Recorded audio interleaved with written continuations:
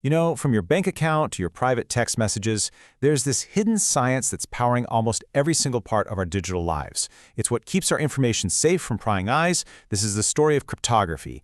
And it's really the story of an ancient, ongoing battle between making codes and, well, breaking them. Okay, so let's just dive right in with the most fundamental problem there is. How do you protect a secret? I mean, really think about it. If you need to send a secret message, how can you be absolutely sure that only the right person can read it? Especially when you know someone might be listening in. This one question, this is the core challenge that cryptography has been trying to solve for literally thousands of years. So the formal definition is that cryptography is the practice of secure communication when you have adversaries around. And to make this whole thing easier to talk about, people in the field use this simple cast of characters. You've got Alice, she's our sender. You've got Bob, he's the one she wants to talk to. And then you've got Eve. Eve is the eavesdropper, always trying to listen in. The entire goal of cryptography is to let Alice and Bob have a conversation while keeping Eve totally and completely in the dark. To really get a handle on how we protect our secrets today, we have to look back. We have to see how we failed to protect them in the past. And this whole story starts with some surprisingly simple but pretty clever ancient codes. The earliest methods pretty much boil down to just two basic tricks. First up is transposition, which is just a fancy way of saying you scramble the order of the letters. And the second is substitution, where you swap every letter for a different one based on some kind of system. What's so interesting is that these two simple ideas, just scrambling and swapping, are the foundation of this long, escalating arms race that's, believe it or not, still going on today. Let's look at a classic example here, the Caesar cipher. Yep, supposedly used by Julius Caesar himself. It's a really simple substitution cipher. You take your original message, we call that the plain text, like say, hello. Then you choose a secret key. In this case, let's say our key is to shift every letter 3 places down the alphabet. So H becomes K, E becomes H, and so on. And what you get is this gibberish ciphertext, KHOOR. Now for Bob to read the message, all he needs to know is the key, shift by 3, and he just reverses the process. Pretty simple, but for its time, pretty effective. And this slide just perfectly illustrates that constant escalation, right? We went from the Spartans wrapping a piece of parchment around a staff, the cytale, to just rearrange letters, to Caesar's simple shift cipher, then a huge leap in the Renaissance to polyalphabetic ciphers that used a whole bunch of substitution alphabets at once, all the way up to the famous Enigma machine in World War II, which was this incredible mechanical beast that automated the whole process with just staggering complexity. But here's the thing. For centuries, almost all of these codes, no matter how clever they seemed, shared a fatal flaw. They couldn't hide the statistical fingerprints of the language they were written in. And this is where a truly revolutionary code-breaking technique comes into play: frequency analysis.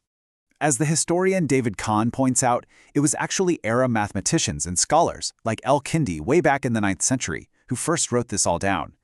They were the ones who realized that in any language, some letters just show up more often than others. You know, like the letter E in English is everywhere. So by just counting the letters in the secret message, a codebreaker could make some really good educated guesses about the original plaintext, and they could do it without even knowing the key. This one insight, it made centuries of codes totally vulnerable. So, the game completely, totally changed with the arrival of computers. Suddenly, we could create codes that were so incredibly complex that frequency analysis was just useless against them. But this amazing new power created a brand new, very modern problem. These new computer-powered codes are known as symmetric ciphers. It just means that Alice and Bob use the same single key for both encrypting and decrypting. You can think of it like a physical key to a safety deposit box. The system is perfectly secure as long as only Alice and Bob have a copy. But here is the million-dollar or maybe billion-dollar question: how does Alice get that secret key to Bob securely, right? If Eve is listening in, she could just grab the key as it's being shared. This is known as the key distribution problem, and it's a huge one. The answer to this problem was, well, it was revolutionary. It was a completely new way of thinking: asymmetric or public key cryptography. So instead of one shared key, everybody gets a pair of keys that are mathematically linked together. One is public and one is private. The public key, you can share it with anyone. You can post it on a billboard. But the private key, that is kept totally secret. And this clever setup completely sidesteps that whole key distribution problem. Okay, the best way to wrap your head around this is with the locked box analogy. Let's say Bob wants to get a secret message. So he sends an open padlock, that's his public key, out into the world. Alice gets that padlock, she puts her message in a box, and she snaps Bob's padlock shut.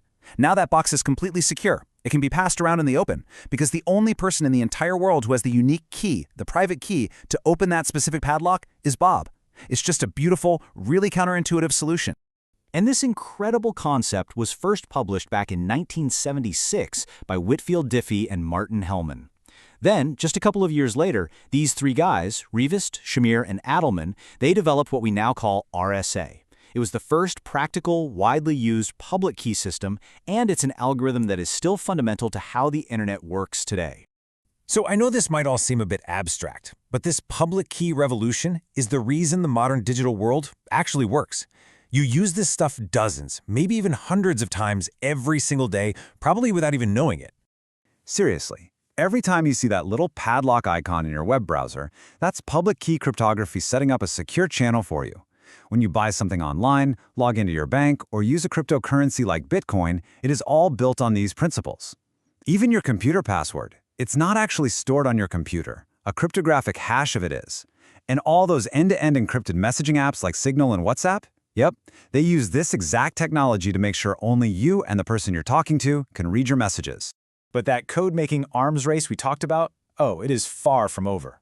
Just as digital computers created a whole new era of cryptography, a new kind of computer is threatening to bring it all crashing down. And that brings us to the next great challenge.